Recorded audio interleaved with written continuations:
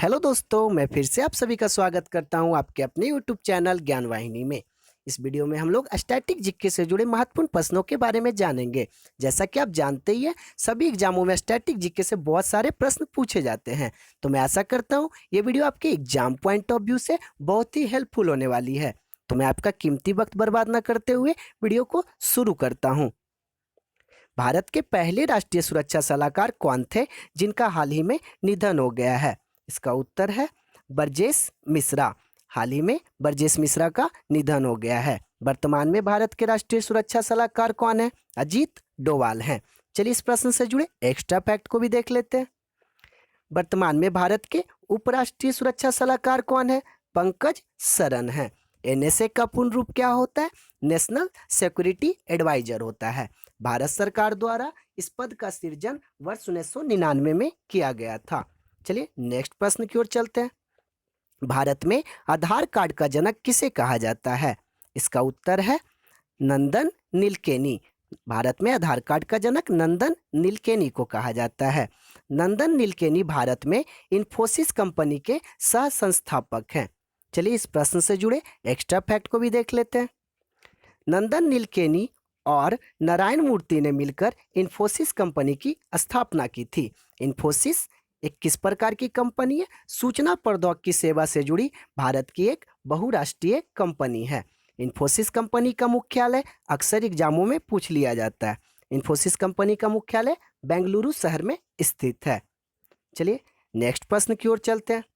2011 की जनगणना के अनुसार भारत का साक्षरता दर कितना प्रतिशत है? इसका उत्तर है 74.04%। लक्षद्वीप भारत का सबसे साक्षर केंद्र शासित प्रदेश और केरल राज्य भारत का सबसे साक्षर राज्य है। चलिए इस प्रश्न से जुड़े एक्स्ट्रा फैक्ट को भी देख लेते हैं। सबसे कम साक्षरता दर वाला केंद्र शासित प्रदेश जम्मू कश्मीर है और सबसे ज्यादा केंद्र साक्षरता वाला केंद्र शासित प्रदेश लक्षद्वीप है। भारत में पुरुषों की साक्षरता दर 82.14% है और महिलाओं की साक्षरता दर 65.46% है। 2011 की जनगणना से हमेशा एग्जाम में एक ना एक प्रश्न पूछ लिए जाते हैं। चलिए नेक्स्ट प्रश्न की ओर चलते हैं।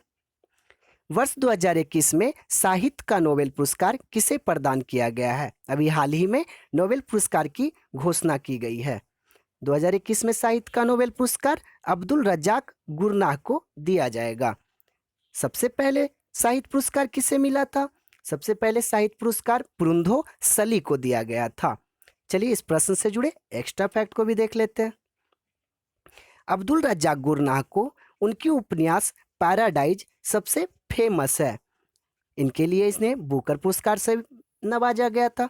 ये तंजानिया देश के जंजीबार शहर के रहने वाले हैं। जंजीबार को लॉन्गद्वीप के भी नाम से जाना जाता है। चलिए नेक्स्ट प्रश्न की ओर चलते हैं।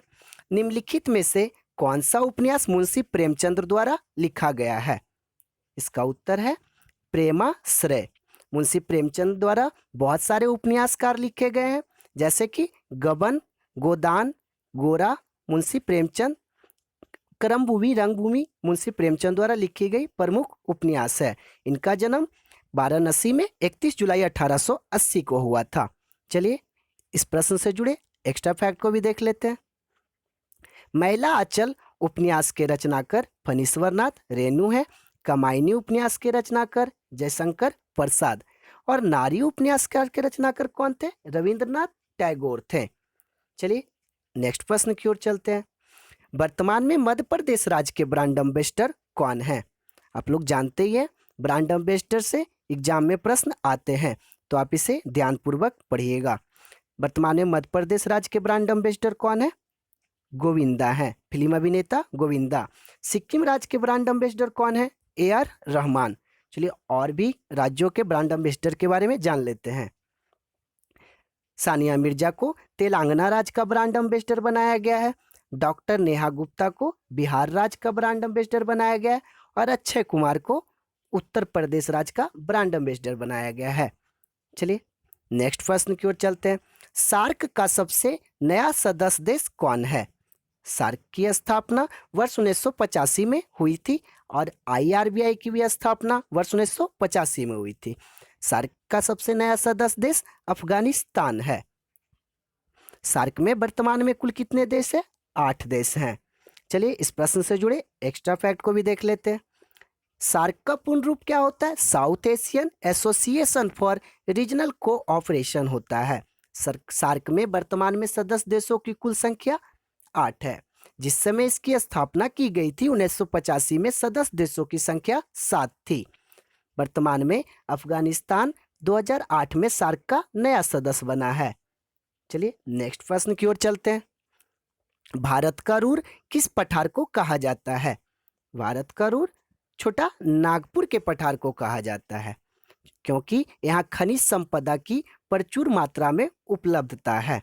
पूर्वी घाट की सबसे ऊंची चोटी कौन है? महेंद्रगिरी। अगर दक्षिण भारत की सबसे ऊंची चोटी पूछ लिया जाए तो क्या जवाब होगा? अन्नाई मुडी। चलिए इस प्रश्न से जुड़े एक्स्ट्रा फैक्ट को देखते हैं। छोटा नागपुर पठार पूर्वी भारत में स्थित झारखंड राज्य में स्थित है। इस पठार को रांची का पठार भी कहा जाता है। इस पठार की सबसे ऊंची चोटी का नाम पारसनाथ है।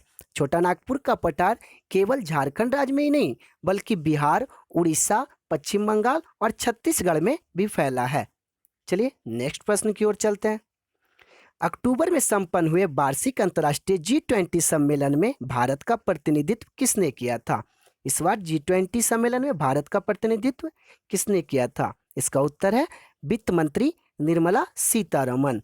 अगर G20 की बात की जाए कि G20 की स्थापना किस वर्ष हुई? 1999 में हुई। G20 में सदस्य देशों की संख्या कितनी है? तो इसमें 19 सदस्य देश हैं और एक यूरोपीय संघ है। चलिए इस प्रश्न से जुड़े एक्स्ट्रा फैक्ट को भी जान लेते हैं। वर्ष 2022 में G20 सम्मेलन कहाँ होगा? इंडोनेशिया में होगा और 23 में इसकी मेजबानी भारत करेगा। वर्ष 2024 में इसकी मेजबानी ब्राजील करेगा। अब बात होती है कि 2021 में यह सम्मेलन कहाँ हुआ था? इटली में हुआ था। चलिए नेक्स्ट प्रश्न की ओर चलते हैं। अंतर्राज्यीय परिषद का गठन किसके द्वारा किया जाता है? इसका उत्तर है राष्ट्रपति द्वारा किया जाता है। अगर क्षेत्रीय परिषद की संख्या पूछ ली जाए तो क्षेत्रीय परिषद की संख्या 5 है और इसके अध्यक्ष प्रधानमंत्री होते हैं। चलिए इस प्रश्न से जुड़े एक्स्ट्रा फैक्ट को भी जान लेते हैं। अंतर्राज्यीय परिषद का गठन 28 मई 1990 को किया गया था। इसकी गठन की चर्चा अनुच्छेद 263 में की गई है। इसका गठन राष्ट्रपति द्वारा किया जाता है। चलिए नेक्स्ट प्रश्न की ओर चलते हैं।